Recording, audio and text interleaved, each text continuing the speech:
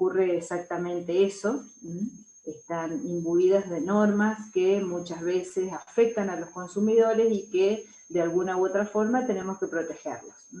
Y están vinculados. Cuando ustedes en el derecho comercial entablen un vínculo jurídico con otra persona y vean un contrato, yo ya les dije cuando vimos las primeras unidades, van a ver que en una misma situación jurídica se presentan distintas cosas a la vez. En esta bolilla esto se ve claramente. Por ejemplo, cuando nosotros hablamos de, por ejemplo, el contrato de transporte, muchas veces ese transporte se ve ligado con el contrato de seguro, porque tenemos que proteger las cosas que estamos trasladando, y muchas veces dejamos esas cosas en un lugar determinado para que algún consignatario, alguna persona, las retire y se las entregue al verdadero destinatario de esa mercadería. Y entonces en ese caso hablamos también del contrato de depósito. Entonces, en una misma situación jurídica se pueden ver mezclados todos estos tipos de contratos. Vamos a ver entonces el contrato de transporte. A ver, Jimé, que vos que tenés el código a mano, ya después veremos a otro, lee por favor el artículo 1280. Dale, profe, ahí lo busco.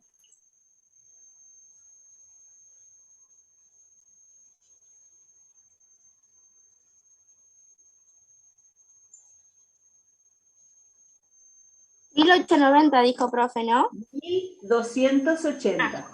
Al revés, nada que ver. Voy. Transporte. Hay contrato de transporte cuando una parte llamada transportista o porteador se obliga a trasladar personas o cosas de un lugar a otro, y la otra, llamada pasajero o cargador, se obliga a pagar un precio o flete. Bien, muy bien, gracias, Jimé. A ver, en este concepto que leyó Jimena respecto a la definición del contrato de transporte, le voy a preguntar, por ejemplo, a Melina, que habla de dos clases de transporte. Melina y Turra, decime de qué cosas habla ese concepto que leyó Jimena. Del transportista y del pasajero. Bien, muy bien. Del transportista y del pasajero. Muy bien, esas son dos partes. Y gracias, Melina. Y además, en ese concepto se habla de cosas y se habla de personas, ¿sí? Cuando hablamos de cosas, hablamos de transporte de mercaderías. Y cuando hablamos de personas, hablamos de transporte de pasajeros. Los que tienen el código a mano van a ver que desde el artículo 1280 al artículo 1287 se dan normas o disposiciones generales referidas a ambos temas, a ambos tipos de transporte, al transporte de personas y al transporte de cosas, que son los que están regulados posteriormente dentro de ese mismo capítulo. Primero hay disposiciones comunes a ambos, y después, en la sección 2, a partir del artículo 1288 hasta el 1295, hablamos del transporte de personas. Y desde el artículo 1296 hasta el artículo 1318, hablamos del contrato de transporte de cosas. Bueno, pero en este concepto general que vimos, como dice Melina, hablamos de distintas partes. Del transportista, dice, o porteador, y por otro lado, la otra persona que se llama el pasajero o el cargador. En ambos casos, se obligan a transportar o a trasladar personas o cosas de un lugar a otro, siempre, como siempre, a cambio de algo, de un precio o lo que denominamos flete. Entonces, ya de ese concepto podemos ir anotando cuáles son las partes que componen o que conforman un contrato de transporte. Cuando hablamos, digamos, de del transporte de personas, hablamos, una de las partes se va a llamar transportista o porteador, ¿sí? El transportista o porteador es la parte en el contrato que se obliga al traslado de las personas, ¿sí? Por supuesto, mediante la percepción de un precio, ¿sí? Ya vamos a ver ese precio o pasaje o billete, que es lo que se paga o que se entrega, o un ticket, el boleto, cuando ustedes suben al colectivo o cuando suben al tren, por ejemplo, y tienen un boleto que, en el que queda, digamos, claro que ustedes contrataron este contrato de transporte para ser trasladados. La otra parte en el contrato de transporte de personas se llama pasajero. Pasajero es la persona que es transportada por el transportista, la que es trasladada por el transportista. Eso en cuanto a las partes en el contrato de transporte de personas. Cuando hablamos del contrato de transporte de mercaderías, es un poco más compleja el vínculo que se celebra porque hay otras partes. Por un lado, tenemos el cargador, ¿sí? Vieron en el 1280 habla del cargador. El cargador es la persona que entrega a otra, al transportista o al porteador, las cosas que quiere que sean trasladadas, que sean transportadas a otro lugar. Es el que le hace la oferta al transportista diciéndole, necesito trasladar esta mercadería a tal lugar, a tal destino. Por supuesto, a cambio de un precio. En este caso, el precio le vamos a llamar flete. ¿Sí? Bueno, la otra parte, en el contrato, ya la vimos, es el transportista, en el contrato de transporte de mercaderías, es el transportista. Van a encontrar un montón de nombres ustedes con respecto al transportista, principalmente transportista, porteador, le pueden llamar acarreador, le pueden llamar fletero, que justamente es también, como ocurre en el transporte de personas, el que traslada la mercadería al lugar de destino de acuerdo al contrato que se celebró con el cargador. El transportista lleva la mercadería donde corresponde a cambio de un precio o flete. Y por otro lado también tenemos otra parte importante en este contrato, yo les decía que era un poquito más complejo. ¿Por qué? Porque quien recibe la mercadería, a quien se la entrega o a quien va destinada la mercadería, le denominamos destinatario. Esa es otra de las partes en el contrato de transporte de mercaderías. El destinatario es la persona a quien se le remite las cosas, es quien recibe la mercadería en el lugar de destino, en el lugar indicado, digamos, en el contrato de transporte de mercaderías. Y por otro lado, también existen lo que se llaman comisionistas del transporte o empresarios del transporte. Los comisionistas del transporte ya son una estructura mucho más organizada que se dedica especialmente a eso. Por ejemplo, ¿quién les puedo decir? Expreso Argentino o Vía Bariloche. Ellos están organizados a través de una empresa y el cargador, ¿sí? Va o propone la mercadería que le dice que quiere trasladar esa mercadería a un lugar determinado y ellos se encargan de todo. Se encargan de, por ejemplo, de buscar, de ver quién va a llevar esa mercadería, es decir, buscar el transportista. Ellos se encargan de recibir la mercadería, trasladarla, se hacen responsables por todo lo que implica el transporte. Son estructuras mucho más complejas y más organizadas, pero que también se dedican, digamos, a esto del transporte. No es tan sencillo como que yo, por ejemplo, pueda contratar a un camión para que me traiga, pues, supónganse que me mudo a Buenos Aires.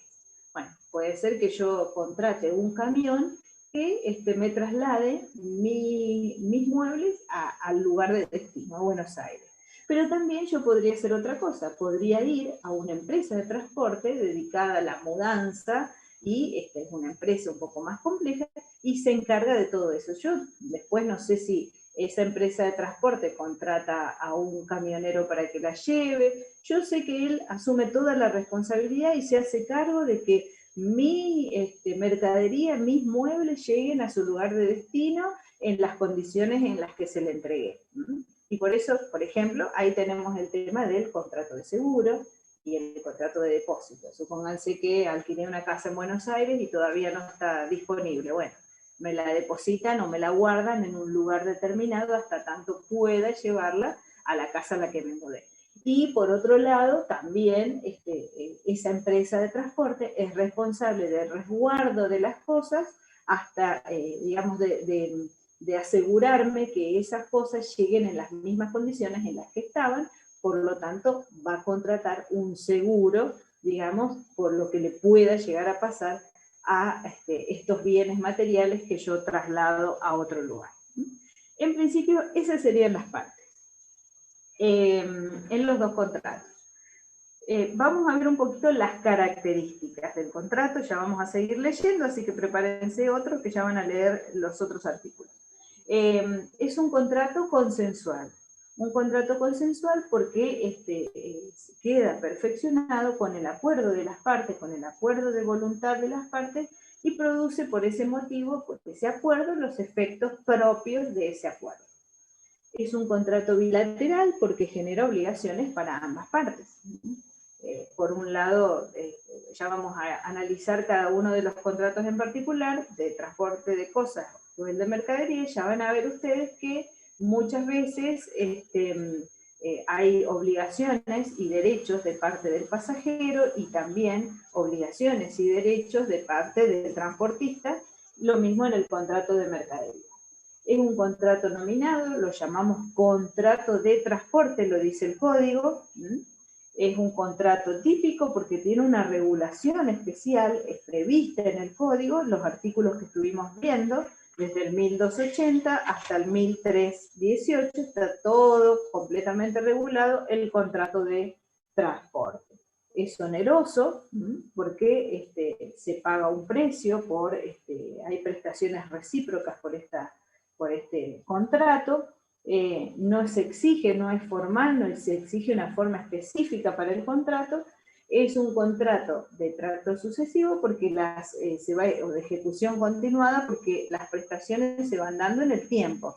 Primero se entrega la cosa, después se acondiciona la cosa en el lugar de traslado, después se traslada al lugar del destino. Entonces, en el tiempo van habiendo distintos momentos en que se va ejecutando.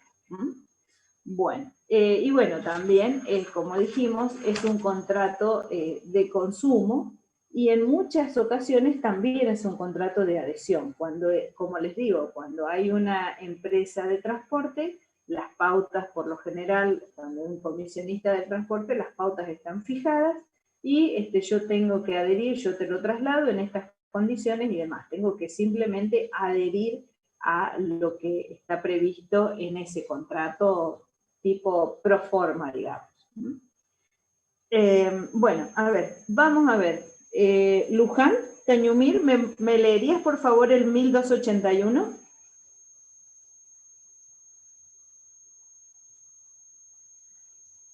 Ámbito de aplicación. Excepto lo dispuesto en leyes especiales, las reglas de este capítulo se aplican cualquiera que sea el medio empleado para el transporte. El transporte multimodal se rige por la ley especial. Gracias, Luján. En definitiva, todo lo que dice esa disposición, el artículo 1281, que todo lo previsto en este capítulo referido al transporte se aplica a todo el transporte, excepcionalmente lo que esté previsto en leyes especiales. El transporte multimodal está previsto en una ley, ya la vamos a ver, es la ley 24.921, después se las voy a repetir para que la noten y la lean. Es un transporte especial, que se aplica a nivel nacional y a nivel internacional. Vieron el transporte a través de container, de esos contenedores, digamos, cajones metálicos que muchas veces tienen lugares donde se depositan, se custodian, se envían en barco y demás. Bueno, está previsto en la ley, ya lo vamos a ver, pero esa sería una ley especial. En principio, todo lo previsto en este capítulo se aplica a todo tipo de transporte. El artículo 1282 hace referencia al transporte gratuito y dice que, lo voy a leer yo, el transporte a título gratuito no está regido por las reglas del presente capítulo, excepto que sea efectuado por un transportista que ofrece sus servicios al público en el curso de su actividad. Entonces, cuando el transporte es gratuito, en principio, no está regido por las normas del código, es decir, no se aplicarían todas las normas del contrato de transporte cuando este es gratuito, ¿sí?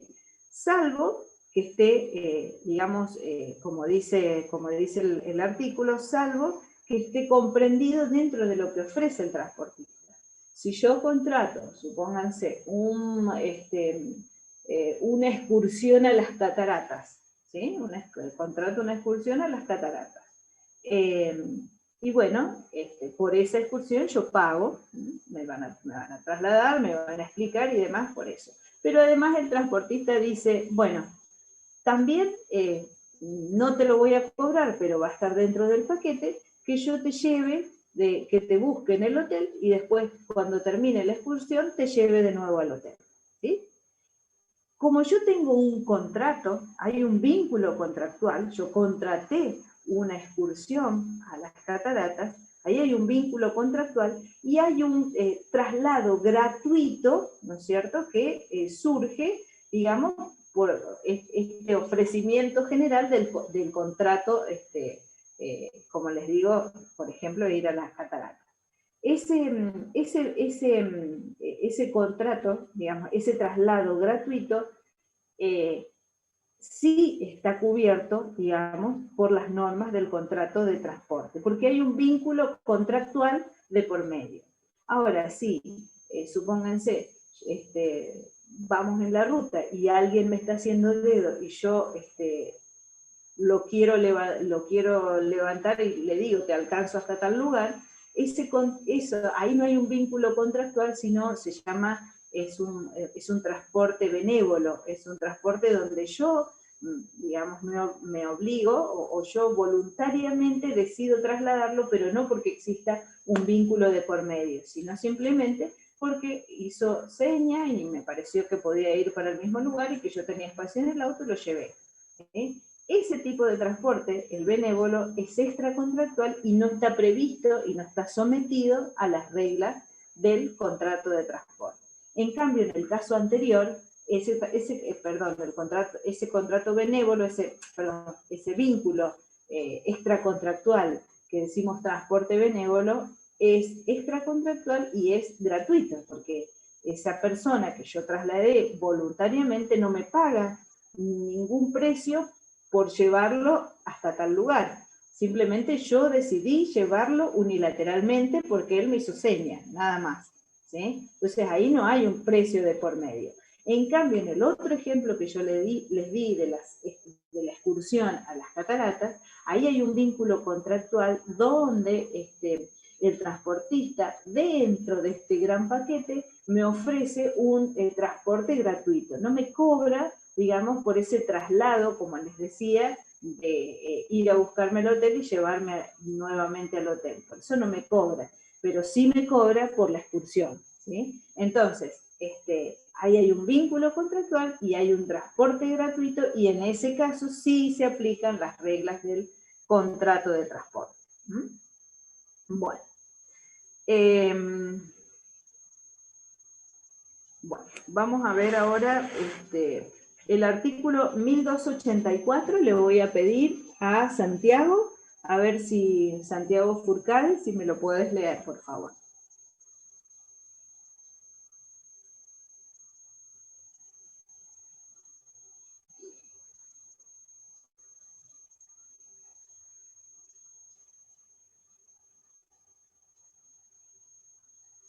Bueno, perdón, bueno.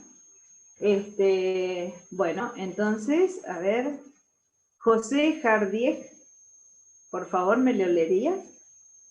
El 1284, referido al plazo. Ahí lo leo, profe. Bueno, El transportista debe realizar el traslado convenido en el plazo pactado en el contrato o en los horarios establecidos, y en defecto de ambos, de acuerdo a los usos del lugar en que debe iniciarse el transporte. muy bien. Gracias, José.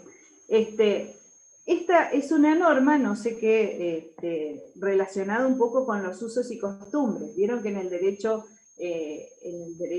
comercial, en el derecho empresarial, esto de las prácticas y los usos y costumbres del lugar se tienen en cuenta, son importantes. Entonces, en principio, tenemos en cuenta lo que las partes convinieron. El traslado debe ser hecho en un día o tiene que salir hoy y llegar mañana, de acuerdo, bueno, a un montón de circunstancias, ¿no? La distancia, un montón de circunstancias, pero bueno, se pacta un plazo en el contrato y un horario, supóngase. Y en el caso, por eso les digo que se aplican los usos y costumbres, en el caso de que eso no se haya establecido, hay que tener en cuenta los usos y costumbres del lugar en donde se inicia el viaje. Supónganse que estamos en una zona de mucho calor, una provincia, no sé, en La Rioja, que hace mucho calor en el verano, por ahí es de costumbre en ese lugar que los transportistas, que los fleteros empiecen sus viajes por justamente el clima en horario nocturno. Bueno, eso es habitual en esa zona. Entonces, bueno, si las partes no pactaron nada, es a esos usos y costumbres del lugar al que hay que atenerse para llevar adelante el traslado o el contrato que se haya celebrado. Bueno, no leí el 1283, pero hace referencia a la oferta, ¿no es cierto? A la oferta que se hace al público, digamos, de los servicios que se dan. El transportista debe ofrecer al público, está obligado a aceptar todos los pedidos compatibles con los medios ordinarios, dice, excepto que existe un motivo serio de rechazo, y el pasajero o el cargador están obligados a seguir las instrucciones dadas por el transportista conforme a la ley o los reglamentos. Un poco de manera genérica hace referencia a esto. Debe ser oferta pública de lo que se va del servicio que se está ofreciendo, del traslado de personas o mercaderías, y por otro lado existe una obligación de parte del cargador y del pasajero de respetar todas las normas relativas al traslado. Bueno, ¿qué pasa el artículo 1285? Refiriéndose a la pérdida total o parcial de las cosas. ¿Qué es lo que pasa? Producido el retraso en el traslado de las cosas transportadas, y el transportista no prueba, ya es un poco más específico y referido al contrato de cosas, ¿no? De transporte de mercaderías o de cosas. Si el transportista no prueba la causa ajena, pierde parte del flete proporcional al retraso, de modo tal que pierde en total si el tiempo insumido es el doble. Es una norma, el doble en el que debió cumplirse, ¿sí? Este tipo de norma es como una norma tasada, como una indemnización tasada. Si yo en el transporte de mercadería tardo un determinado tiempo de más y es culpa mía, como transportista, voy a perder, por supuesto, parte de lo que me corresponde, de ese flete que me corresponde, por un retraso atinente a mí. Y bueno, es tasada porque dice que si tardo el doble de tiempo, por supuesto, no pruebo que es una causa ajena, sino que es una causa propia, ¿sí? Si se trata de una causa ajena, el flete lo voy a cobrar, lo mismo. El caso es, supónganse que hay un piquete y habíamos comprometido a que el viaje iba a durar 2 días y por el piquete no me dejaron pasar, había una fila de camiones y no pudimos pasar.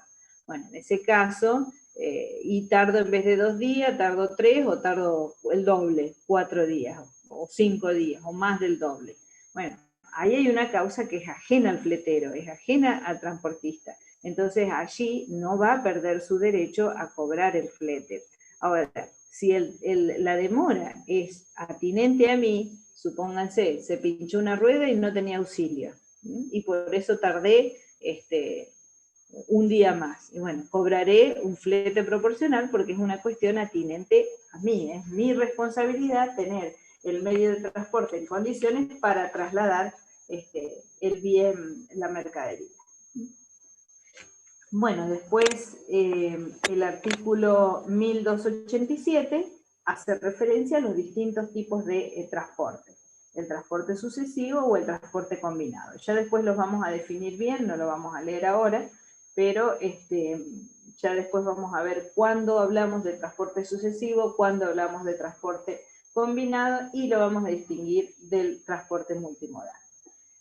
Siguiendo un poquito el programa, les voy a hacer una clasificación del transporte.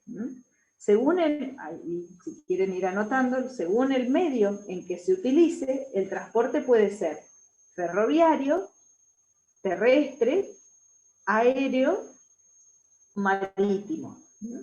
Puede ser según el medio por el que se realice. Si mandamos la mercadería o las personas son trasladadas por el tren, hablaremos de un transporte ferroviario.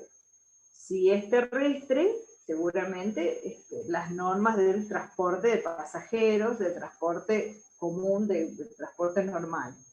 Aéreo, normas referidas a la aviación, y marítimo, cuando el traslado es vía barco. De acuerdo a lo que se traslada, vamos a ver, de acuerdo al objeto, podemos hablar de transporte de personas o transporte de mercaderías. Profe, ¿puede repetirlo, por favor? Sí, Gisela. Cuando hablamos, para clasificar el transporte, teniendo en cuenta el medio que se utiliza para el traslado, hablamos de transporte ferroviario, terrestre, aéreo y marítimo. Cuando hablamos del transporte, teniendo en cuenta el objeto que se traslada, hablamos de transporte de personas y transporte de mercadería. ¿Sí? Cuando hablamos de la forma en el que o el modo en el que se ejecuta el transporte, hablamos de transporte sucesivo o transporte combinado. Sucesivo, ya vamos a ver, se emplea un mismo medio, pero supónganse, trasladamos mercadería desde Ushuaia a Salta. Bueno, usamos el transporte por ruta, de camiones. Entonces usamos de Ushuaia a Neuquén un transporte terrestre, una empresa de transporte terrestre. De Neuquén a Buenos Aires, otra empresa de transporte terrestre. Y de Buenos Aires a Salta, otra empresa distinta. Es un transporte sucesivo, existe un mismo contrato y un mismo modo de transportar. En cambio, cuando para ejecutarlo usamos un transporte combinado, puede ser que hagamos lo siguiente, en el mismo trayecto que estamos hablando, ¿no? Ushuaia, Salta. Puede ser que de Ushuaia a Buenos Aires usemos la vía aérea, ¿sí? Y de Buenos Aires a Salta, la vía terrestre, ¿sí? Un camión. Entonces, en ese caso, son transportes combinados, porque hay distintos modos, uno aéreo, uno terrestre. Ya vamos a ver que incluso en ese caso hay distintos contratos. Se hace un contrato, en el transporte combinado, un contrato de transporte por un lado, y después el del aéreo, y después otro contrato de transporte vía terrestre por otro lado, ¿sí?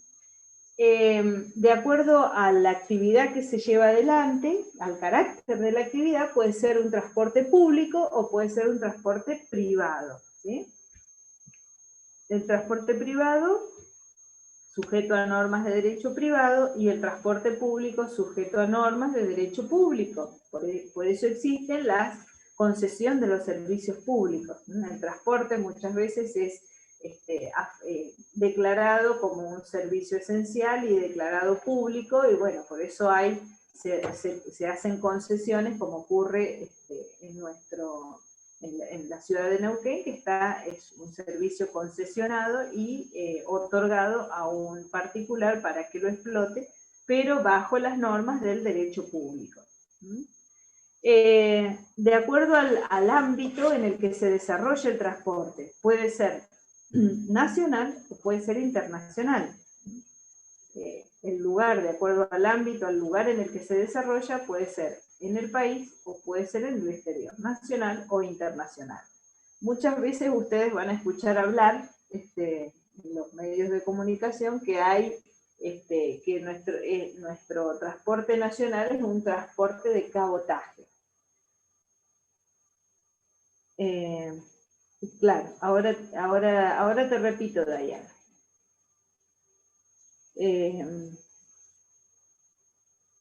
Bueno, después de...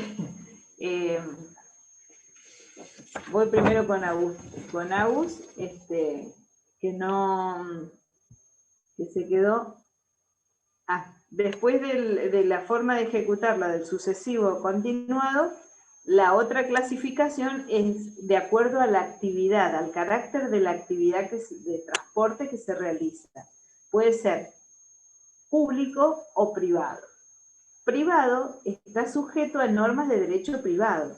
Las que están previstas en el código son normas de derecho privado, ¿sí? Se regirían por estas normas del código, por supuesto cuando se trate, en este caso, de transporte de cosas, ¿sí? O de personas. Ahora, cuando hablamos, cuando es de carácter público, es porque está sujeto a normas de carácter público, es cuando el servicio lo presta un organismo del Estado, o el Estado lo ha declarado como servicio público. ¿Y por qué lo hace? Muchas veces porque necesitamos que el servicio de transporte llegue a todos los lugares. Es una de las funciones del contrato de transporte, que todo nuestro territorio esté comunicado, que todo, incluso tiene fundamentos en la Constitución Nacional, en el 75, inciso 18, en el mismo preámbulo, que hace a la prosperidad del país. Por eso es que existieron los ferrocarriles y que existen, y que a veces se nacionalizan, a veces se privatizan, pero la idea del ferrocarril es unir, por ejemplo, a aquellos pueblos a los que nadie puede llegar, ¿sí? Solo este tipo de transporte, lugares que son inhóspitos o lugares tan alejados que es difícil comunicarse. Bueno, justamente esa es la finalidad, esa es la función que tiene el Estado de intervenir y muchas veces declarar que es un servicio público y en base a eso, digamos, establece normas que aquellas empresas que prestan este servicio público, por más que sean privadas, están sujetas a esas normas de derecho público y tienen que cumplirlas. Por ejemplo, como les decía, la empresa Autobuses Santa Fe e Indalo, bueno, son normas que son empresas, si bien son privadas, pero están sujetas a normas de derecho público. Bueno, espero que hayan entendido. Les estaba hablando del el ámbito en el que se desarrolla el transporte, si era nacional o internacional. Les dije que internacional cuando se realiza fuera del territorio argentino, y nacional muchas veces lo denominan cabotaje, ¿sí? Nacional o cabotaje. Cabotaje comprende este transporte nacional, todo lo que hace a la navegación por el mar, la marítima, digamos, fluvial por los ríos, lacustre por los lagos y por el aire, aéreo. Cuando hablamos de, entonces, de transporte de cabotaje, nos referimos al transporte que se realiza dentro del territorio y que comprende el transporte marítimo, el transporte fluvial, el transporte lacustre, el transporte aéreo. ¿Sí? Y bueno, y de acuerdo al objeto y al régimen jurídico tenemos, de acuerdo al objeto y al régimen jurídico del transporte, vamos a hablar del transporte común, que es el previsto en el código, y transportes especiales, como puede ser el multimodal, y otros tipos de transportes de sustancias, por ejemplo, peligrosas, el transporte de semovientes, de animales que se realizan a través de una forma especial, ¿no? Por eso son transportes especiales. El transporte de sustancias peligrosas, vieron que muchas veces se trasladan unos contenedores blancos como con un líquido que están, son plásticos y están puestos como en un canasto así de metal, de hierro, que lo contiene. Bueno, esas sustancias especiales tienen normas especiales. ¿Por qué? Porque muchas veces hay que tener cuidado en el momento en que se traslada, el riesgo que eso implica que pase por medio de en una ciudad, por eso a veces tienen que ser trasladados en determinado horario. Lo mismo ocurre, por ejemplo, con el transporte de animales. Ustedes vieron que las jaulas de los animales, los de transporte de animales, tienen formas especiales, tienen contenedores en los costados para que los animales no saquen la cabeza, que no se puedan caer y provocar un accidente, tienen como distintos lugares separados como para que ellos puedan ir parados y que no se puedan caer. Bueno, un montón de cuestiones. Lo mismo ocurre con los autos, ¿sí? Cuando vienen esos camiones que muchas veces les llamamos mosquitos, que tienen un montón de autos arriba y otros abajo. ¿Vieron cómo está todo protegido de los dos lados? Tienen cuñas los autos y están sujetos o tensados para que no se muevan y demás. Entonces, esos tienen regímenes o modalidades especiales para el traslado de estas cuestiones, o de sustancias, o de bienes, o de cosas en particular. Bueno, seguimos otro poquito más. A ver. Bueno, vamos a empezar un poco a hablar de lo que es el transporte de personas, que está regulado a partir del artículo 1288. A ver, Sebastián, ¿me podés leer el 1288?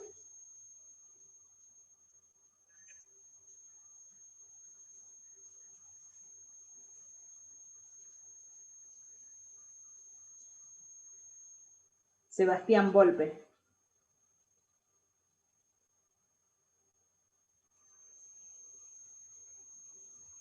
Bueno. A ver, Zaira.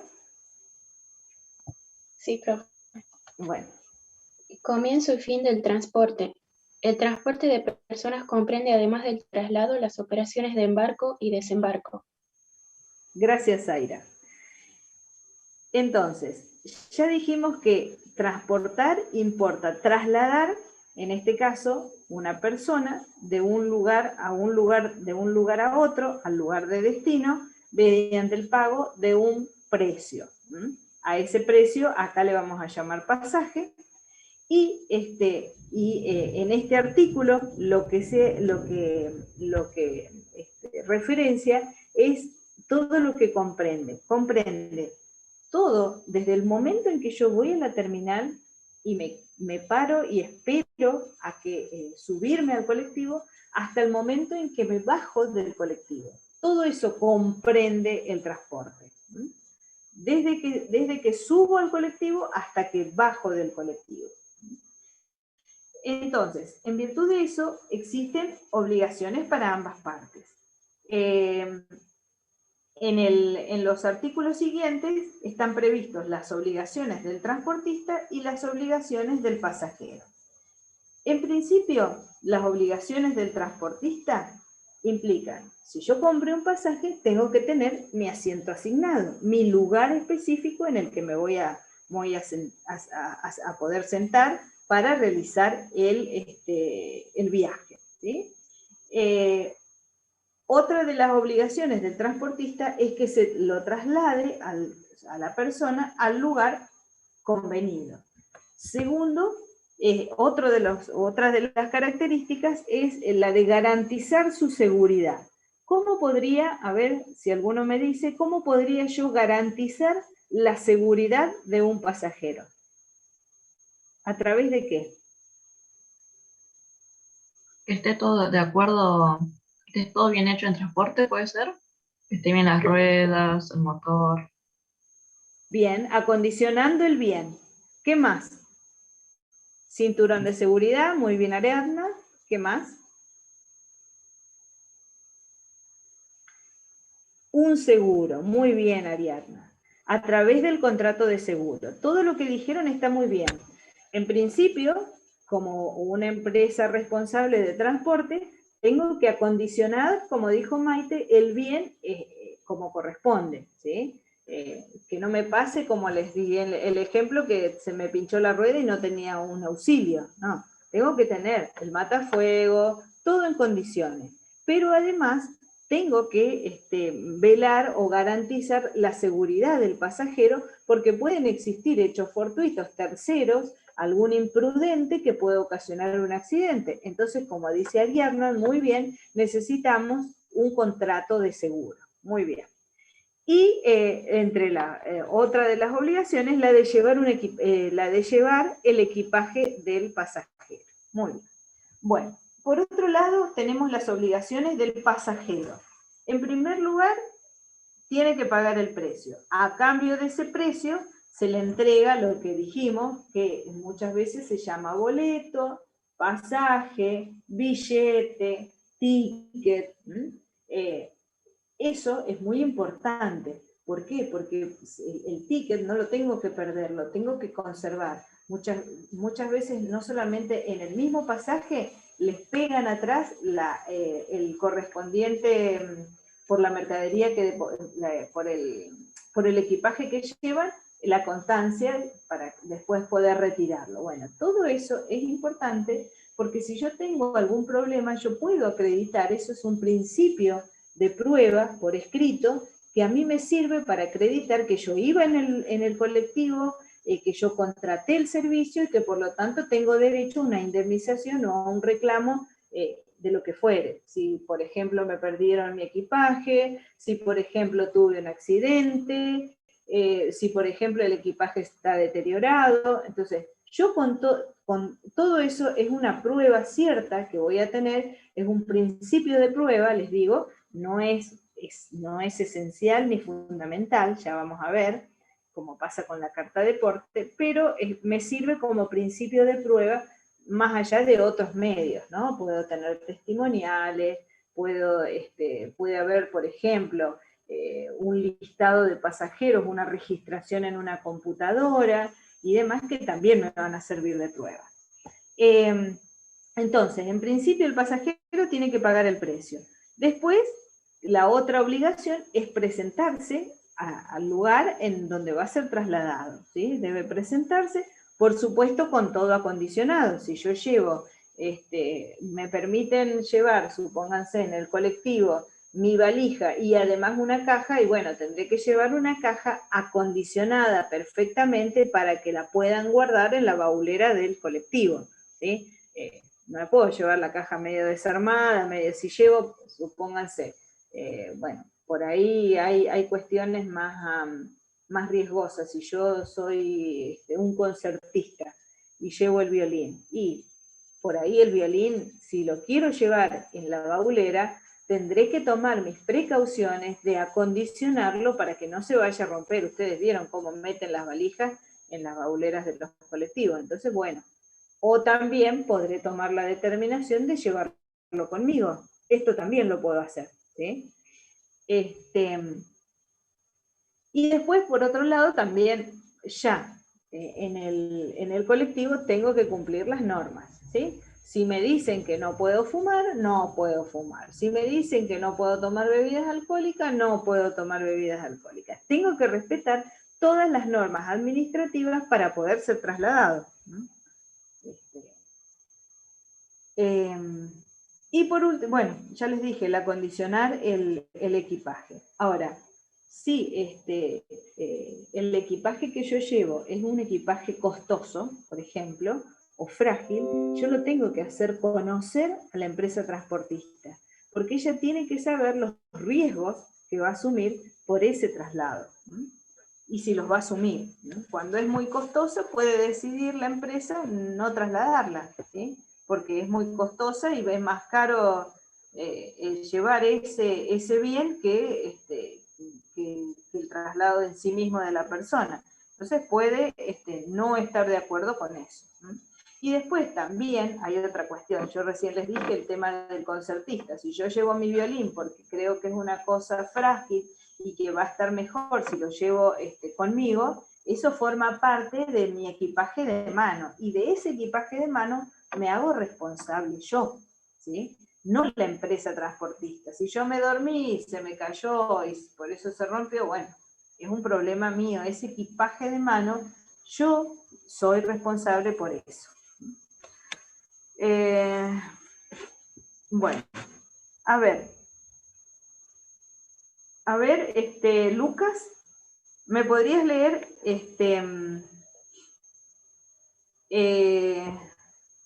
¿cuál era? Perdón. El 1292. Ahí va, profe. Cláusulas limitativas de la responsabilidad. Las cláusulas que limitan la responsabilidad del transportista de personas por muerte o daños corporales se tienen por no escrito. Gracias, Lucas. A ver, ¿alguno que me explique esto? ¿Cómo puede ser esto cláusulas limitativas de responsabilidad? ¿Puede la empresa limitar su responsabilidad?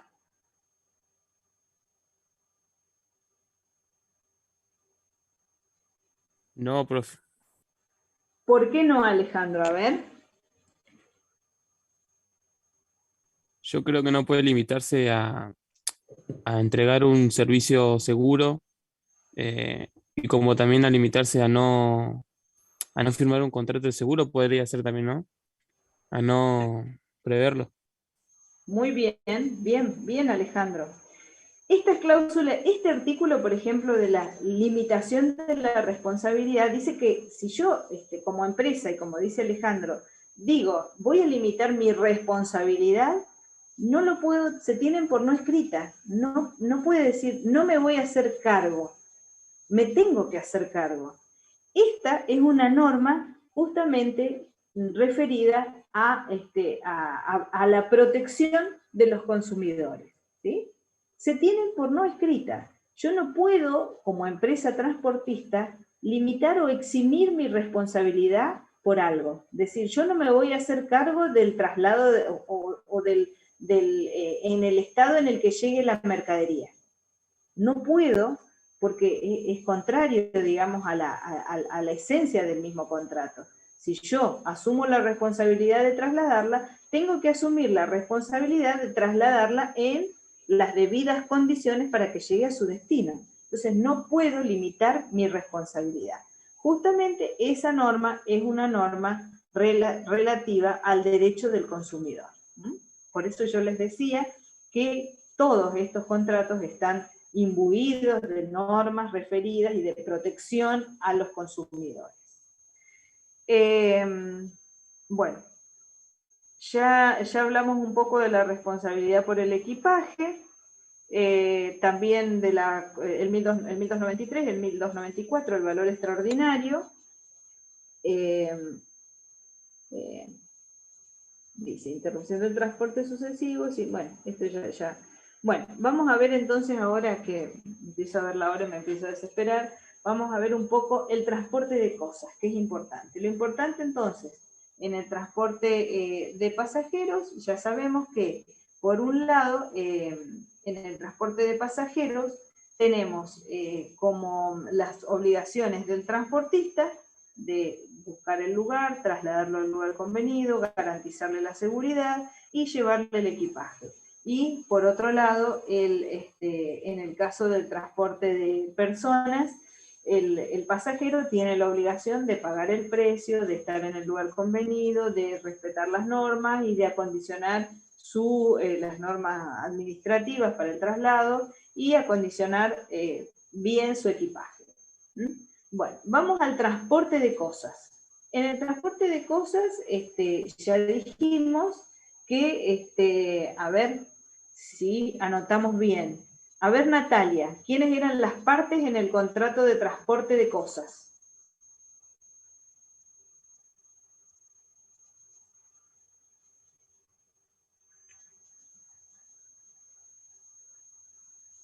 A ver.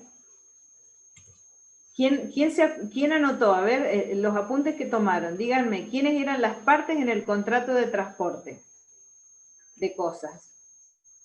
Yo tengo que es transportista y el el pasajero. cargador, el transportista, el destinatario. Bien, muy bien. ¿Estamos de acuerdo? Son esos tres. El transportista, el cargador y el destinatario. Bien. Bueno, en el artículo 1296 se hace referencia a un poco a las obligaciones que tiene el cargador. Cuando el cargador decide o ofrece llevar o ofrece que una mercadería, un bulto o algo sea trasladado a un lugar, debe, en principio, acondicionar la cosa, embalarla correctamente, identificarla y, bueno, pactar con el transportista o con el porteador el lugar de destino, cuál va a ser el precio, y además es muy importante que muchas veces si tiene documentación referida a la cosa, también le debe indicar o se la debe dar al transportista para que sea trasladada. Con esa documental o esa documentación que muchas veces los remitos y demás son requeridos cuando los paran a los transportistas respecto a la mercadería que están trasladando. Ahora, si esa mercadería no está bien acondicionada o, por ejemplo, oculta o hay algo que no le dice al transportista, por supuesto el transportista no se hace responsable. Si supónganse eran cosas de vidrio y estaban mal acondicionadas, no decía frágil y demás, y por ahí no estaban bien embaladas, bueno, en ese caso el cargador tiene responsabilidad por esa circunstancia. Ahora, si el deterioro se produce como consecuencia de un mal transporte, de un mal traslado, bueno, si es atinente esa culpa al transportista, entonces él deberá responsabilizarse por el daño que ha causado. Por supuesto, también debe trasladar las cosas en el tiempo convenido, en los horarios también establecidos, y llegar y entregarla al destinatario. Vamos a ver entonces lo que dice el artículo 1298 referido a la carta de porte. La carta de porte es un documento, ¿sí?, que, como les decía, como pasaba lo mismo que pasaba con el pasaje, con el boleto, con el ticket o billete, la carta, en el contrato de transportes de mercadería, la carta de porte sirve como un principio de prueba por escrito del contrato que se celebró, pero no es el único y tampoco es necesario. En principio es un título legal del contrato de transporte, es el título en el que se instrumenta el contrato de transporte, pero les recalco, no es ni necesario ni es esencial. No necesariamente debe existir esta carta de porte. Puede no existir. La carta de porte la exige el transportista al cargador. El transportista le exige al cargador esa carta de porte. Ya vamos a ver, ya enseguida les voy a, para que ustedes anoten, qué cosas tiene que contener esta carta de porte, pero en principio, bueno, ya vamos a ver el contenido. Pero que les quede claro que la carta de porte es exigida, o se la puede exigir el transportista al cargador, ¿sí? Eso que quede bien clarito. Porque después, en el otro artículo, dice el 1298, el 1299, habla del segundo ejemplar.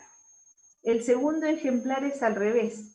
Es el cargador el que le exige al transportista o porteador que le entregue ese segundo ejemplar, ¿sí? Yo, para que ustedes lo entiendan bien, la carta de porte y el segundo ejemplar es como si yo tuviera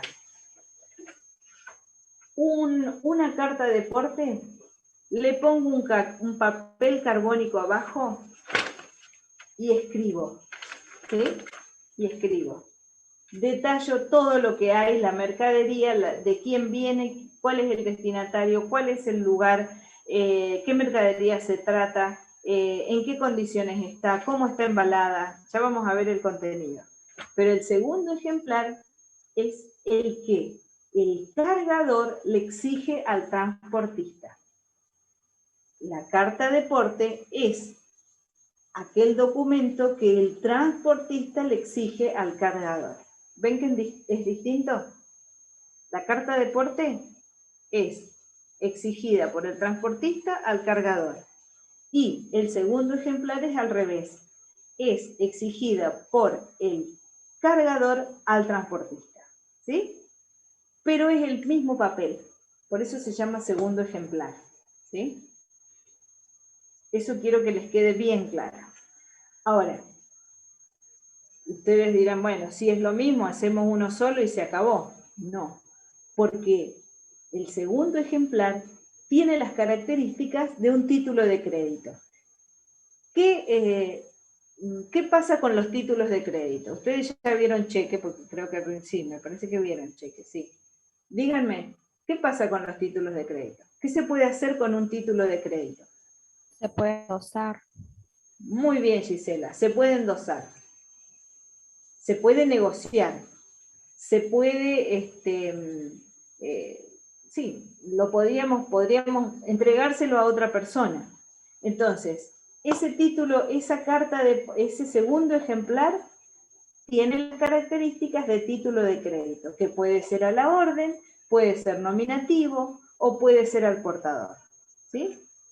Cuando es a la orden, la carta de porte necesariamente tiene que ser cedida a través de una cesión de derechos, porque está nominada, porque tiene un nombre, ¿sí? Pero lo importante es que ese segundo ejemplar que queda en manos del cargador, él lo puede negociar, se lo puede entregar a otro, a un portador legitimado. Y ese portador legitimado es el que se va a poner en contacto con el transportista. Esa es la gran diferencia. Ahora, yo les dije que tanto la carta de porte como el segundo ejemplar eran dos documentos o dos instrumentos, dos títulos que no eran ni necesarios ni esenciales, ¿sí? Por eso, puede que no exista carta de porte. Si no existe carta de porte, tiene que existir por lo menos lo que dice el 1300, que es una guía o recibo. Esta guía o recibo es la que le exige también el cargador al transportista. Y es un poco un resumen o un recibo de la mercadería, un detalle pequeño, sintético, es más sucinto, no es tan detallado ni tan completo como la carta de porte y el segundo ejemplar, pero es también es un documento en el que consta o que acredita que se está trasladando tal mercadería, que el cargador le entregó al transportista la mercadería y que el transportista la va a trasladar, ¿sí? Ese recibo tiene las mismas características que el segundo ejemplar. Esto es un título de crédito que también se puede negociar, ¿sí? Eso es importante.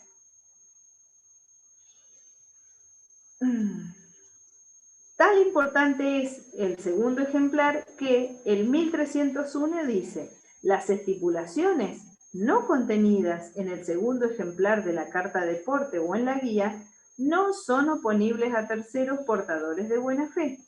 Si no está escrito, si no está plasmado en la carta, no se puede oponer a los terceros. Ese documento debe ser entregado al transportista contra la entrega por de la carga transportada. Bueno, ahí vamos un pasito más adelante. Hacemos el contrato de mercaderías, celebramos el contrato, entonces el transportista se queda con la carta de porte, el cargador se queda con el segundo ejemplar, ¿sí? Cuando la mercadería llega a destino, es obligación entregarle contra el pago del precio al transportista este segundo ejemplar o esta guía, ¿sí?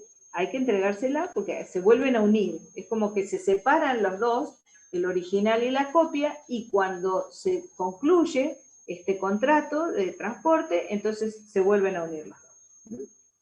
Y se la entregan al transportista.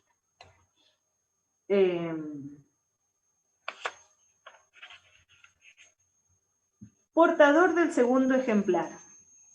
Miren cuáles son las consecuencias de esto de que se trata de que el segundo ejemplar es un título de crédito, es un documento negociable que puede ser endosado como decían ustedes. Bueno, a ver quién. Tiago, ¿me leerías por favor el 1303?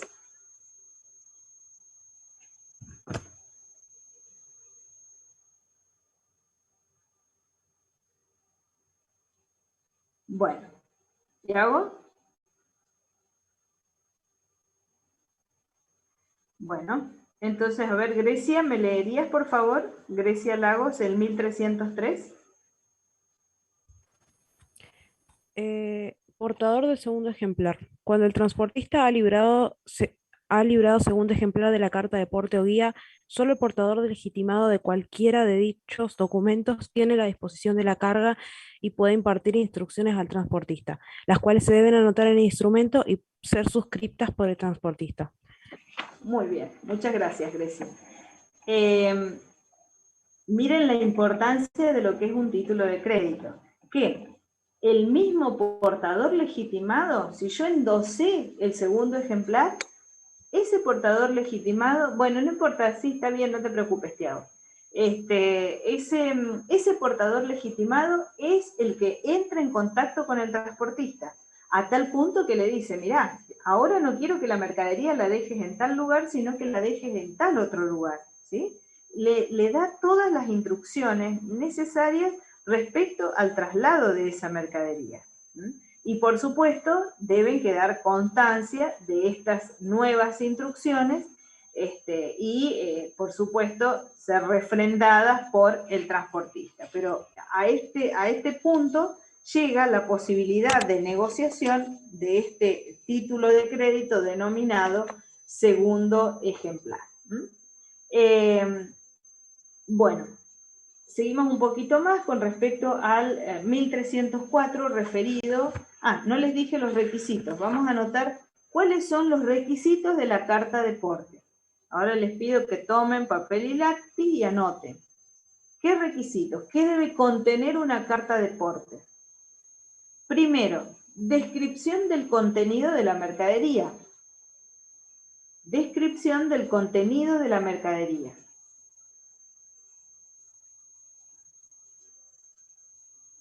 En segundo lugar, identificación de los bultos. Identificar los bultos. Describir el embalaje, la forma en que fue embalado.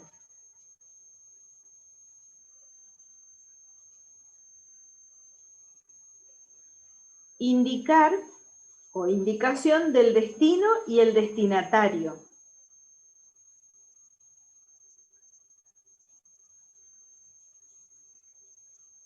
El detalle de la documentación que se entrega.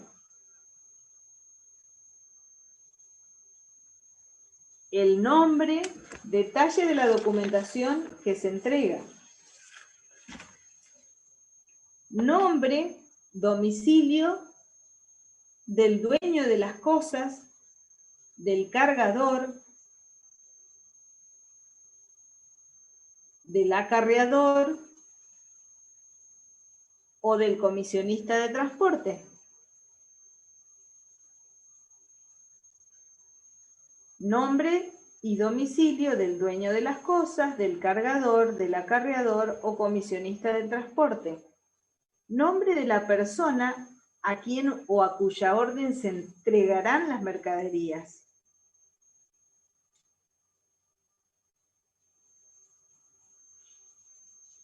Nombre de la persona a quien o a cuya orden se entregarán las mercaderías o las cosas. Lugar en donde se entregarán. Se hará esa entrega, ¿no? El lugar de entrega. El flete convenido, el flete que se va a pagar, o que está o sea, el flete que se conviene, y si está pagado o no está pagado.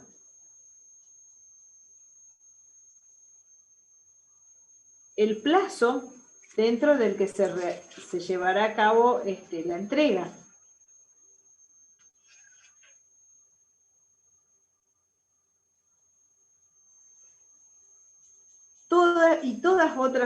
Cualquier otra observación, digamos, que sea necesaria que quede aclarada en esa carta de porte. Cualquier otra observación que sea necesaria aclarar en la carta de porte.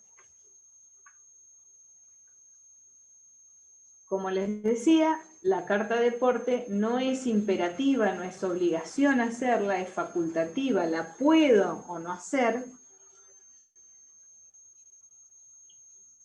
Y por supuesto debe estar firmada, debe estar datada, es decir, tiene que tener el lugar y fecha de celebración. Y también debe contener la fecha en que se recibe la carga. ¿Sí? O sea, debe estar datada, debe indicar cuándo se celebró, el lugar en el que se celebró, la fecha en que se recibe la carta. Y debe estar firmada, por supuesto, por el cargador y el porteador, ¿no? El transportista.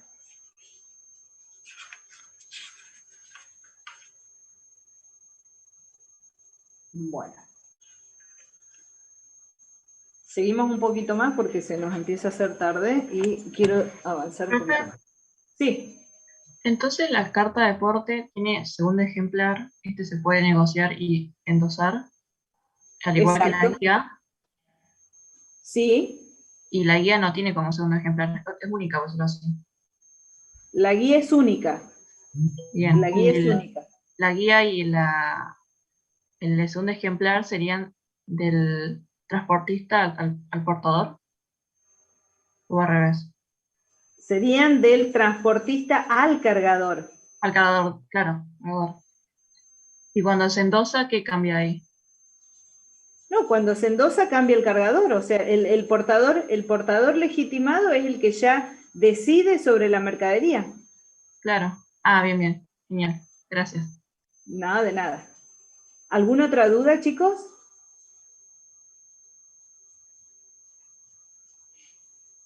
Bueno, seguimos entonces. El 1304 hace referencia al destinatario, a los derechos del destinatario. Los derechos nacidos del contrato de transporte corresponden al destinatario desde que las cosas llegan a destino o desde que vencido el plazo de transporte haya requerido la entrega del transportista. Sin embargo, el destinatario no puede ejercer tales derechos sino contra el pago del transportista de sus créditos derivados del transporte, ¿sí? Entonces, el destinatario es el que va a recibir la mercadería, o sea, es a quien va dirigida la mercadería, porque como ya les dije, hay distintos tipos de transporte y puede ocurrir que la mercadería quede en un depósito acá a resguardo, al cuidado del depositario, que un consignatario después se encargue de entregarle al destinatario la mercadería, pero en principio el destinatario es quien va a recibir en última instancia la mercadería. Y si no la recibe en tiempo y forma, podrá reclamar al transportista que no la recibió en tiempo y forma, también podrá mirarla, observarla o ver, digamos, investigarla o, no sé, podrá ver que la mercadería esté en condiciones, podrá mirarla para que esté en condiciones. Si hay algo que, por ejemplo, la fruta que es perecedera, muchas veces tiene una parte que no está en condiciones, pero que naturalmente ocurre que por ese traslado puede suceder. Supónganse la frutilla. Las frutillas muchas veces, por el movimiento o porque esté mal acondicionada, puede ser que no toda llegue en condiciones. Entonces, muchas veces hay una pérdida natural, digamos, de un porcentaje de esa fruta, porque es una fruta muy perecedera. Bueno, todo esto lo puede mirar el destinatario y observarlo y ver si está dentro de los parámetros normales o si hay, digamos, alguna cuestión de negligencia o imprudencia por parte o un cuidado inadecuado por parte del transportista. Entonces, en esos casos, puede hacer objeciones, puede decirle que no está de acuerdo, puede cuestionarlo, puede querer pagar un precio menor teniendo en cuenta esas circunstancias y demás. Y muchas veces también ocurre lo contrario. El transportista llega en tiempo oportuno y demás, y el destinatario no se hace presente, no recibe la mercadería o no la quiere recibir. Bueno, él también tendrá que tomar sus recaudos. Cuando es mercadería perecedera, muchas veces lo que puede hacer, por el deterioro y por la gran pérdida económica que eso puede provocar, lo que puede hacer es venderla. Puede estar autorizado a venderla. O también puede pedir instrucciones al cargador, a ver qué hago, qué decisión tomamos. Yo quiero entregar la mercadería y no me la quieren recibir. ¿Qué nuevas instrucciones tengo con respecto a eso? Todo esto que estamos hablando está previsto en estos artículos que siguen, ¿sí? No los vamos a leer uno por uno porque son largos y extensos y va a llevar mucho tiempo. Pero en definitiva hace referencia a todas estas cuestiones de impedimento, de no recepción, de no querer recibir el destinatario o el destinatario hacer observaciones con respecto a la carga y demás. También hay otro artículo, el 1313, referido a la limitación de la responsabilidad, que está prohibido. Dice que no se realizan, no se puede, los que realizan habitualmente los servicios de transporte no pueden limitar las reglas de responsabilidad. Otra norma referida a la defensa de aquellos consumidores de este contrato de transporte. ¿Qué más? Bueno, yo les había dicho que existían distintos tipos de transporte. Hablamos del transporte sucesivo, hablamos del transporte combinado y faltaba el multimodal. Los vuelvo a repetir para que lo tengan en cuenta, que el transporte sucesivo existía una contratación, hay un contrato, y un transportista y un modo único de transporte, ¿sí? Todo el transporte es terrestre, todo el transporte es por un único medio de transporte.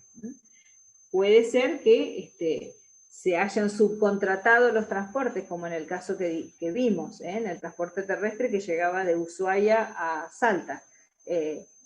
Hasta Neuquén un transportista terrestre, a Buenos Aires otro transportista terrestre, pero existe un solo contrato, un único transportista que, bueno, subcontrata el traslado. Ahora, después vimos el transporte combinado. En el transporte combinado dijimos que existían 2 o más modos de transporte. Hablamos del mismo traslado, pero en una parte en avión y otra parte en transporte terrestre. En ese caso, hay varios contratos y varios modos, varios transportistas. Es completamente distinto al sucesivo. Y después, por otro lado, yo les dije que lo íbamos a comparar con el transporte multimodal. En el transporte multimodal hay un contratista, un solo contrato, 2 o más modos de transportar y un mismo transportista. Un contrato, un transportista y 2 o más modos de transportar las cosas. Esta sería la diferencia con el transporte sucesivo. En el transporte sucesivo se usa un solo modo de acarreo. En cambio acá tenemos 2 o más modos distintos de acarreo, aunque sí hay un mismo contrato y hay un mismo transportista. Yo les decía que este transporte multimodal estaba previsto en una ley especial que es la ley del transporte multimodal. Se las voy a anotar para que la puedan, lo mismo no está en el programa, se las voy a anotar. Acá se las dejo escrita en el chat para que ustedes, el número de ley, para que la busquen y la lean. 24921. Esa es la ley de transporte multimodal, la 24921. Lo que yo les decía, es una ley muy descriptiva, no es que la tienen que leer entera, pero sí a grandes rasgos saber que siempre se aplica en el transporte nacional como el transporte internacional, y el transporte internacional en cuanto siempre el lugar del destino de la mercadería sea la República Argentina, ¿sí? Ese es el presupuesto para que se aplique esta ley de transporte multimodal de mercaderías. Digamos, el efecto del contrato está previsto en el artículo 1, es que cuando se trata de transporte multimodal internacional de mercaderías, cuando el lugar del destino previsto en el contrato sea en jurisdicción de la República Argentina. Eso es lo más importante. Muchos, algunos, si alguno viajó alguna vez a Buenos Aires y vio Puerto Madero, hay un montón de contenedores, hay como unas especies de grúas que toman el contenedor y lo van colocando en los barcos, los van acondicionando para el traslado. Bueno, eso es lo que, como es un transporte de grandes dimensiones y demás, es por eso tiene una legislación específica. Ahora, por ejemplo, hablamos del operador de transporte multimodal, es parecido a lo que es el empresario de transporte, el que vimos recién como empresario de transporte. Tiene, digamos, lleva adelante todas las funciones, se encarga de recibir la mercadería, tenerla en un depósito, después de que esa mercadería sea colocada en el transporte que se va a trasladar, por ejemplo en el barco, se encarga de llevarla al lugar de destino, en el lugar de destino ponerla en un depósito, un consignatario se encarga luego de entregársela al destinatario. en el artículo 2 va un poco definiendo quién es, por ejemplo, dice, el operador del transporte multimodal, toda persona, porteador o no, que por sí o a través de otros actúe en su nombre, celebre el contrato de transporte multimodal. El depositario, la persona que recibe la mercadería, el transportador o porteador efectivo es la persona que traslada o que portea las mercaderías, lo va definiendo.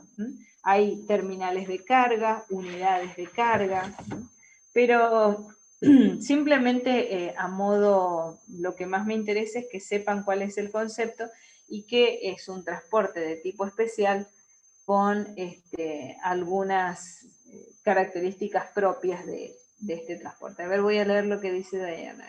Puede suceder, pero bueno,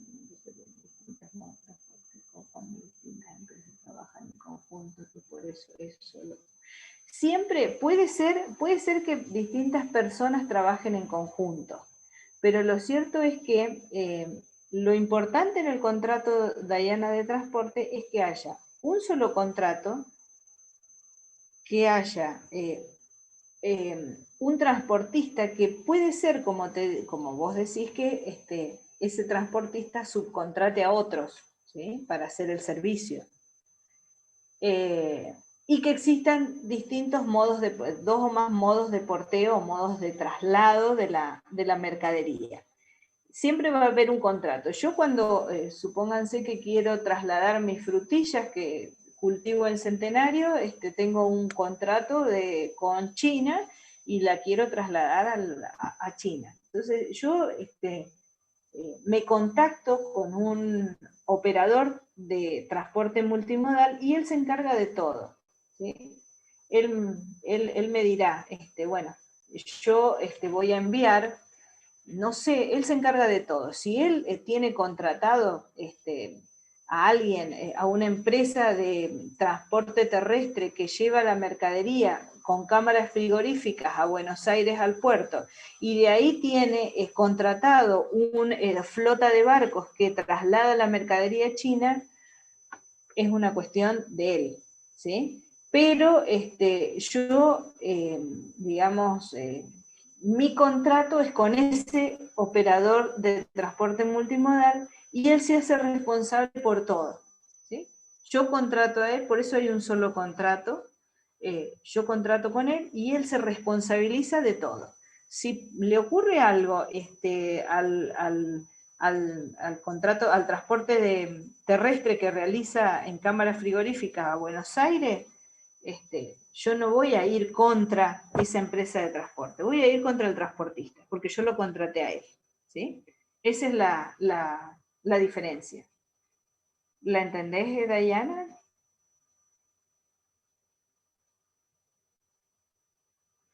¿Alguna otra duda? Bueno. Como yo les decía, en el contrato de transporte,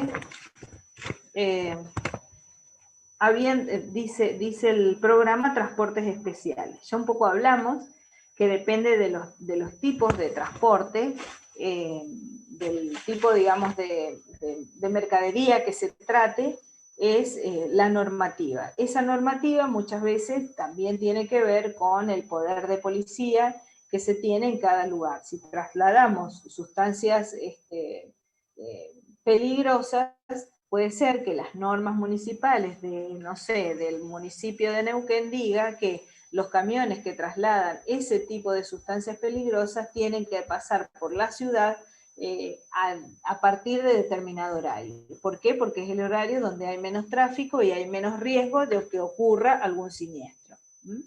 Entonces, bueno, y por otro lado, también cada tipo de transporte tiene normas especiales de acuerdo a la mercadería que se está trasladando. Hablamos de transporte de sustancias, hablamos de animales, hablamos de vehículos, esos traslados de vehículos nuevos que tienen que ser bien acondicionados y demás. Por eso son especiales. Y por último, el tema en este tema del transporte, la sociedad de componentes. La sociedad de componentes surgió a partir, digamos, de lo que se denominó las privatizaciones. En un principio el transporte era público, es decir, estaba a cargo solo del Estado, y después el Estado dejó, digamos, de prestar ese servicio y requerírselo a los particulares. Entonces, los particulares, para poder, digamos, contratar con el Estado y brindar ese servicio de transporte, justamente el transporte de pasajeros es así entre las ciudades y demás, el que surgió, digamos, en esto de la sociedad de componentes. ¿Qué es lo que hacían?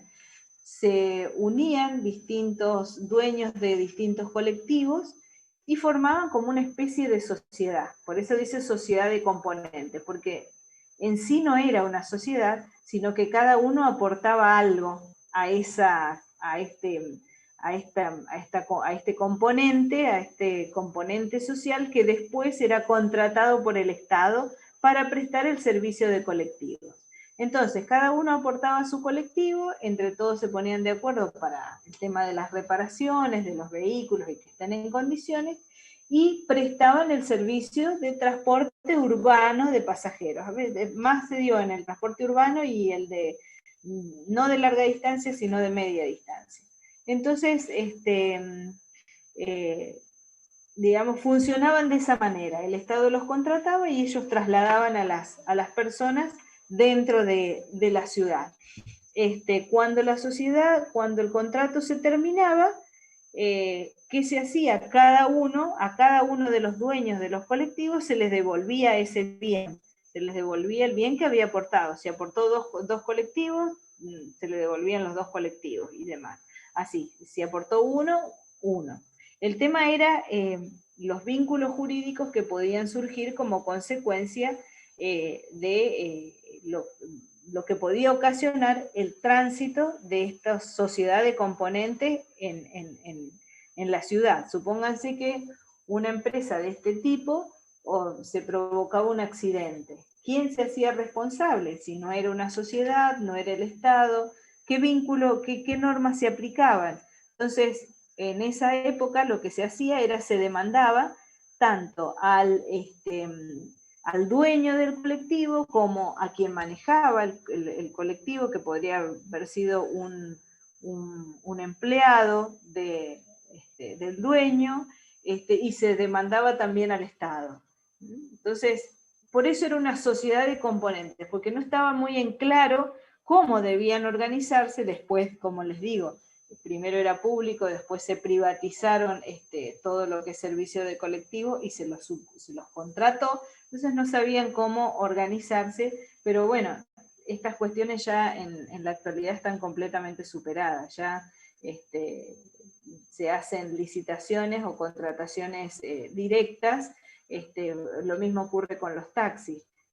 Para sacar una licencia de conducir, ya ahora no es necesario, hay que cumplir una serie de normas administrativas del municipio para poder ser contratado, y queda bien en claro quién es responsable ante un siniestro, ante un robo y demás. Ya queda claro a quién voy a demandar, al dueño del taxi o al peón del taxi. Digamos, está mucho más claro. Bueno, este tema es como que quedó colgado en el programa desde hace mucho tiempo atrás. Por eso no es tan relevante, digamos, en el análisis. Lo que más nos interesa es que ustedes estudien lo que ocurre en la norma vigente. Esto es un poco a título anecdótico.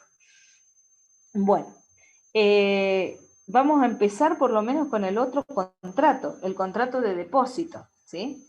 El contrato de depósito que está previsto, vamos a empezar a leer otra vez, un poquito más atrás, en unos artículos posteriores.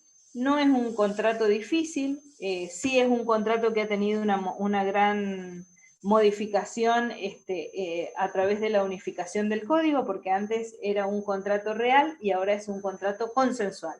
Esa es la gran diferencia que existe entre el contrato de depósito antes, previo a la reforma y la unificación del código.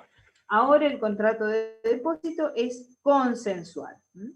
Y hay un PowerPoint que está puesto en la PETCO referida al contrato de depósito, que es un contrato muy sencillo, pero bueno, por ahí les sirve un poco para guiarse con respecto a este tema.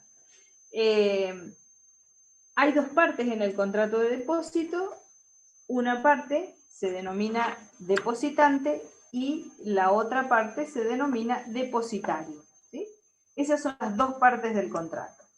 Está previsto a partir del 1356, a partir del artículo 1356, que establece que hay contrato de depósito cuando una parte, que es la que yo les digo, depositario, se obliga a recibir de otra parte, el depositante, una cosa para custodiarla y restituirla con sus frutos.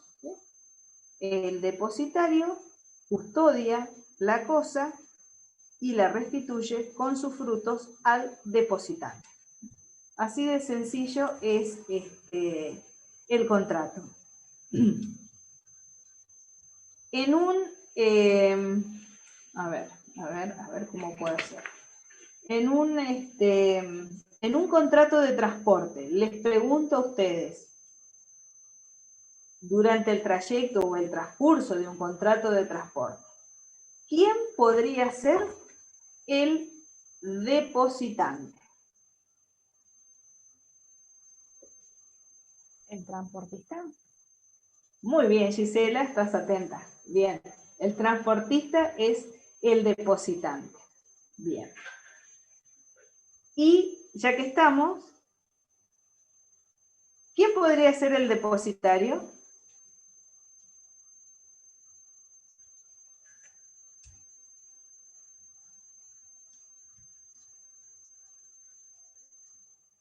Cualquier empresa. Sí. Bueno, Gisela, a ver, ¿querés hablar? No, profe, iba a decirle que esa no la sabía. Bueno, no,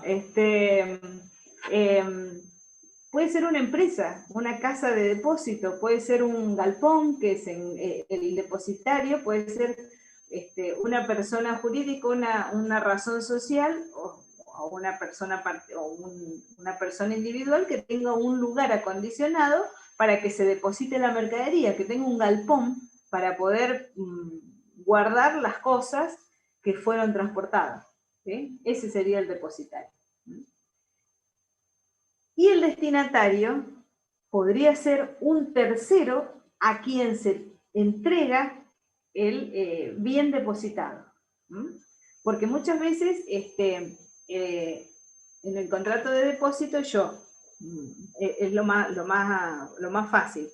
Tengo algo, lo quiero resguardar porque no tengo lugar en mi casa, lo llevo a un lugar y en ese lugar me lo custodian. Yo soy el depositante, el depositario me lo cuida, me lo protege y me lo devuelve cuando yo se lo pido, ¿sí? A mí, vuelve al depositante, ¿sí? Pero puede ocurrir en el contrato de transporte que, o en este mismo caso, puede ocurrir que yo le diga, custodiame estos muebles que en mi casa, reformé mi casa, no los quiero, pero los quiero custodiar, los quiero guardar para cuando mi hija se case. ¿Sí? Entonces, mi hija podría ser al tercero al que yo le entregue, que el depositario le entregue el bien. ¿Sí? Un tercero que está autorizado para recibir ese bien. Eso está previsto, ya les voy a decir, porque no, ¿en qué artículo? Ya me va a salir, esperen un poquito. Cosa depositada. Bueno, ya les voy a decir en cuál artículo, pero ya lo vamos a ver. Pero puede ocurrir eso. En el caso del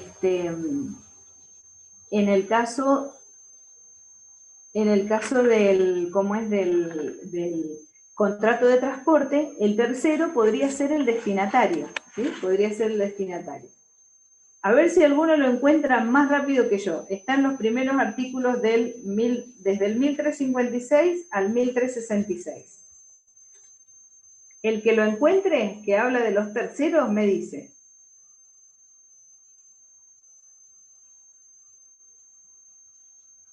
El 1363, profe. Muy bien, muy bien. ¿Quién habló? ¿Luciano? Sí, profe, yo. Muy bien, Luciano. Ese artículo es. Vieron que ahí dice, persona a quien debe restituirle la cosa. La cosa debe hacerse al depositante o a quien, la restitución debe hacerse al depositante o a quien éste indique. Si la cosa se deposita también en interés de un tercero, el depositario no puede restituirlo sin su consentimiento. ¿Sí? Muy bien, ese es el caso previsto. Bien, Luciano. Bueno, sigamos porque ya hablamos del concepto. En principio, el contrato de depósito se presume que es oneroso. ¿Sí? Es decir, que se presume que yo voy a pagar un precio por esa custodia. Ahora te digo, Cami, te lo explico, ya te lo voy a explicar. Tiene que pagar un precio por la custodia de ese bien, pero puede ser que el depósito sea gratuito. En el caso de que el depósito sea gratuito, no se debe, por supuesto, ninguna remuneración. Por supuesto que no hay que pagarle, pero si el depositario tuvo que hacer gastos por cuidar la cosa, se le deben devolver esos gastos que él realizó. Se deben devolver esos gastos. Voy Cami otra vez a leer el artículo para que entienda. Dice, persona a quien debe restituirse la cosa. La restitución debe hacerse al depositante, ¿sí? Es el caso típico que dijimos, o a quien éste le indique, ¿sí? En el caso normal es, yo voy, deposito algo y le pago por esa custodia y después le pido que me lo devuelva. Ese es el caso normal. El depositante deposita y después se le restituye la cosa custodiada. O puede ser que yo, como te dije en el caso, designe o hable o que diga que el bien se entregue a un tercero. Entonces, en ese caso dice, a quien éste le indique, yo le digo al depositario, este bien, cuando se cumple el contrato de depósito, que va a ser por un año, se lo vas a entregar a fulanito de tal, a mi hija, ¿sí? Entonces ahí sería ese caso. Si la cosa se deposita también en interés de un tercero, ¿sí? En interés de un tercero, en el último caso lo estamos depositando en interés de mi hija, que después es la tercera interesada a quien se le entregará la cosa una vez vencido el plazo. Si la cosa depositada se deposita también en interés de un tercero, el depositario no puede restituirla sin su consentimiento, ¿sí? Tiene que, el tercero tiene que estar de acuerdo, tiene que aceptar esa entrega de la cosa. A eso se refiere, ¿sí? Sin el consentimiento de ese tercero, ¿sí? ¿Entendiste, Cami? Bueno, listo. Seguimos entonces. El 1359. Si se conviene un plazo, se presume que lo es en favor del depositante, pero si el depósito es gratuito, es sin plazo. El depositario puede exigir del depositante en todo tiempo que reciba la cosa depositada, ¿sí? Entonces, cuando hay un plazo, ese plazo es a favor del depositante, y si el depósito es gratuito, el depositario, como es gratuito, le puede decir, bueno, ya llévate la cosa porque es gratuito, ¿no? Ahora necesito el lugar para alguien que me va a pagar. Esto era gratuito, ¿sí? Bueno.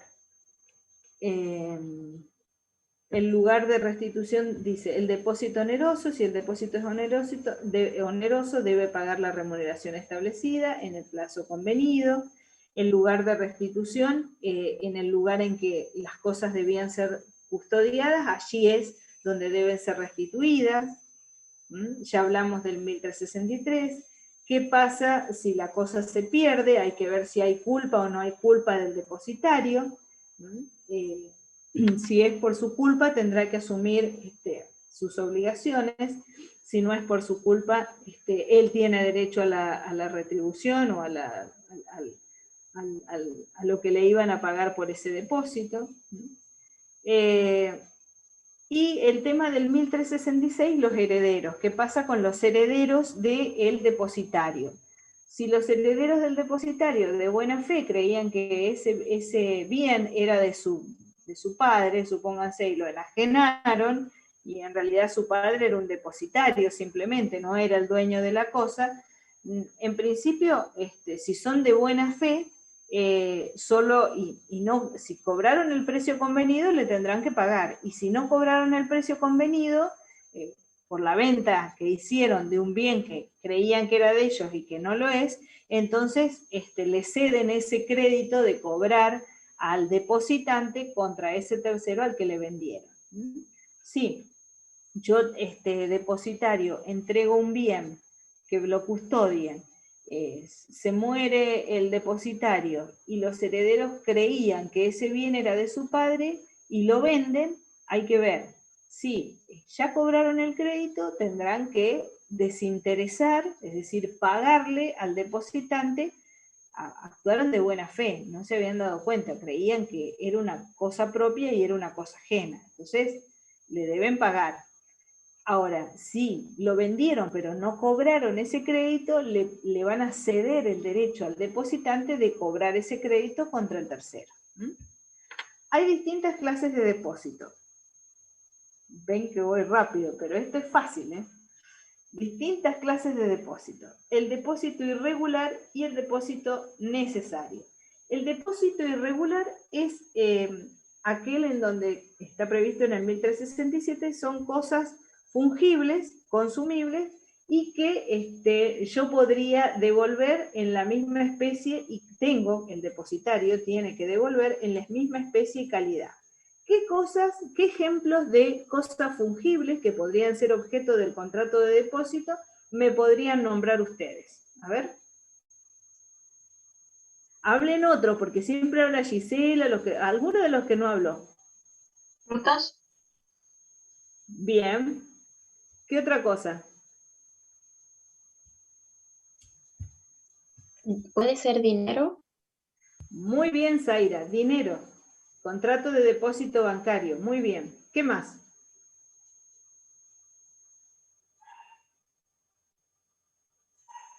Bueno, está bien.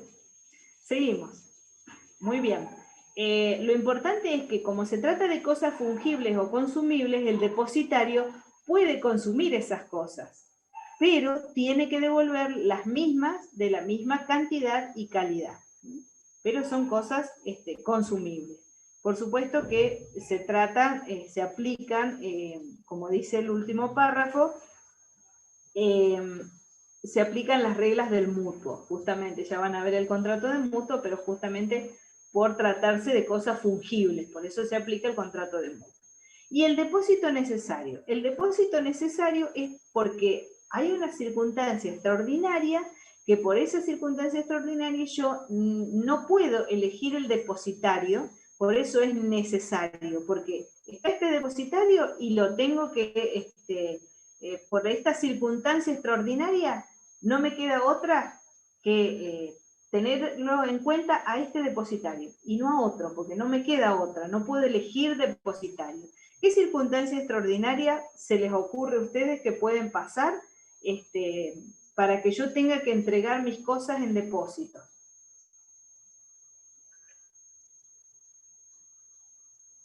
Un ejemplo de algo extraordinario. Algo que... ¿Cómo, Alejandro? ¿Una quiebra? ¿Una qué? Una quiebra. ¿Puede ser? Diana dice tormenta, por ejemplo. Bien, ¿qué otro caso más? ¿Qué es lo que pasaba en las Canarias?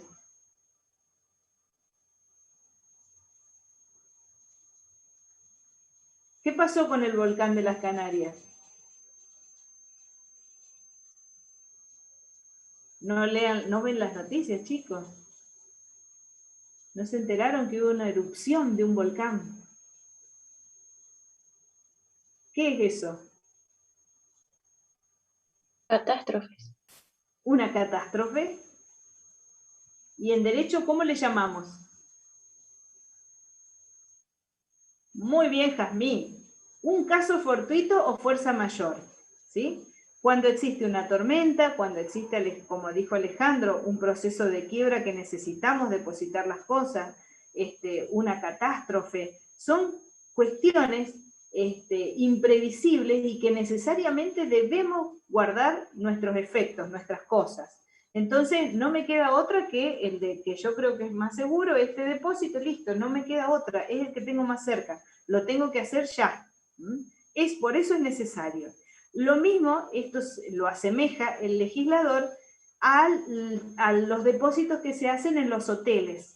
En los hoteles, ya vamos a ver que ocurre lo mismo en los centros de salud, en los centros deportivos, en los restaurantes, en una clínica privada, ¿sí? Los asemeja, es decir, es un depósito necesario. Si yo me estoy internando, necesariamente tengo que dejar por lo menos mi ropa y demás en un lugar de ahí del sanatorio, ¿sí? Es un depósito necesario. Lo mismo ocurre, voy al club de fútbol a jugar y bueno, tengo que dejar mis cosas en un gabinete del club de fútbol. Es necesario que lo deje ahí en resguardo y como precaución para que nadie me robe, no me falte nada. Bueno, eso es lo que dice más o menos el 1368 y el 1369.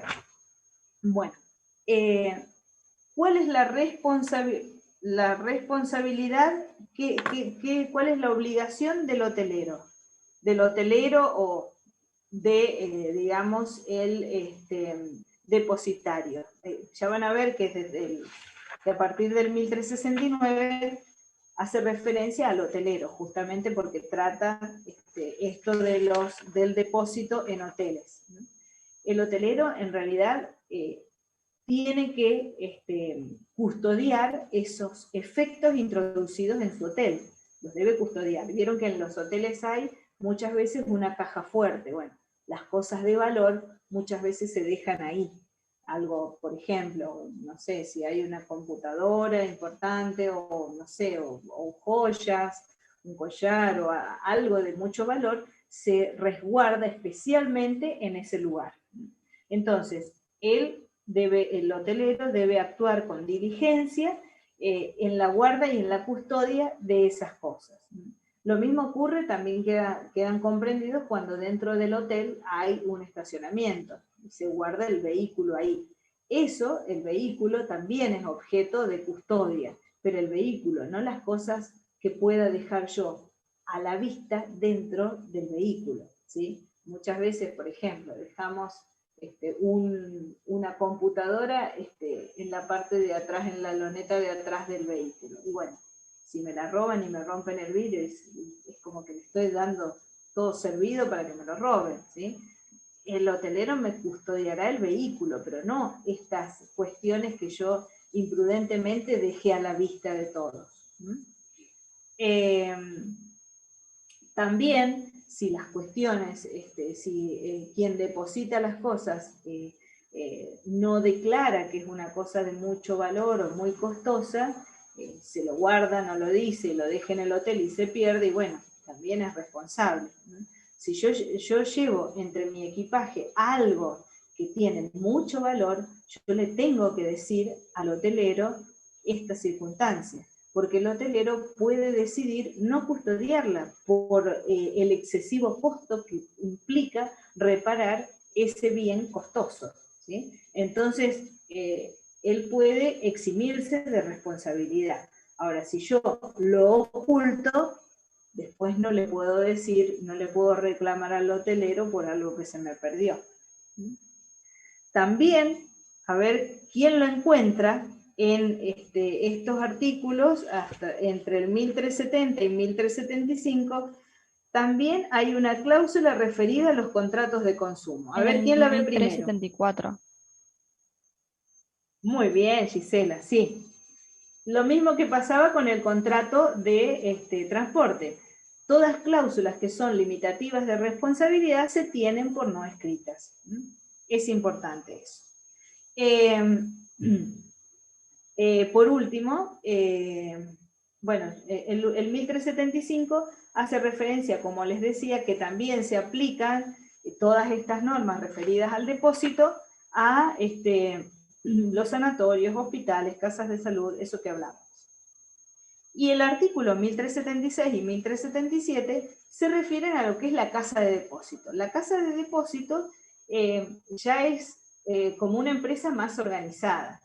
¿Se acuerdan que yo les hablaba de un galpón? Si yo tengo el galpón acondicionado, recibo muebles de distintos depositantes para que los custodie y demás, entonces yo por esa actividad ya estoy haciendo una actividad comercial organizada, dedicada justamente a la custodia de esos bienes de terceros.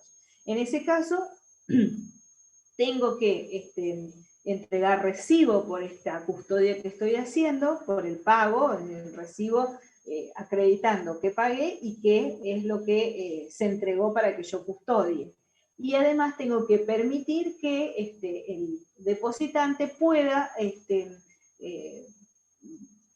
periódicamente realizar revisiones de ese bien entregado, que lo mire, que lo vea que está en condiciones, o que faculte a alguien para que vea que no tiene humedad, que está bien custodiado. Y por supuesto me voy a hacer responsable por cualquier culpa o negligencia que yo tenga en mi actuar, no así cuando ocurra un caso fortuito o fuerza mayor, o la cosa tenga algún vicio que importe un deterioro de la misma. Por último, bueno, casi que llegué a mi objetivo, me falta la parte de una partecita que es el último, ¿cómo es? El derecho de retención, pero eso lo vamos a ver la clase que viene, que nos va a quedar seguro. Lo único que quiero recalcarles, los requisitos o las características del contrato de depósito, ¿sí? Primero y principal, que ahora es real, consensual y antes era real, ¿sí? Segundo, que no es un contrato formal, es un contrato bilateral, se presume que es oneroso, de ejecución continuada y de consumo. Repito porque se los estoy diciendo muy rápido. Consensual, no formal, bilateral, oneroso, de ejecución continuada y de consumo. Y casi que llegué con el horario. Bueno, sí, les vuelvo a repetir para los que no entraron en el horario, que si quieren leer el fallo que les mandé para el trabajo práctico, léanlo, porque me interesa que les quede claro cuál es la situación de hecho que se plantea en el trabajo para que después puedan responder las preguntas. Pero como se usan términos jurídicos que por ahí ustedes no están habituados, me gustaría que lo lean, ¿sí? Y que la clase que viene, antes de empezar, le demos una repasadita para que sea más fácil para ustedes resolver el trabajo práctico. Bueno, me gustó muchísimo que participaran. Consensual, no formal, de consumo, bilateral, oneroso y de ejecución continuada, Alejandro. Bilateral, oneroso, de ejecución continuada. Me encantó que participaran, espero que no se aburran. Sí me encantaría verles las caras. Yo les dije cuando entramos que, bueno, no sé si soportará la red, pero me encantaría verles las caras porque quiero ver si están cansados o no, si están aburridos o no, si les gustó o no. Así que, bueno, los espero el próximo jueves con el tema de seguro y derecho de retención y el fallito. Nos vemos.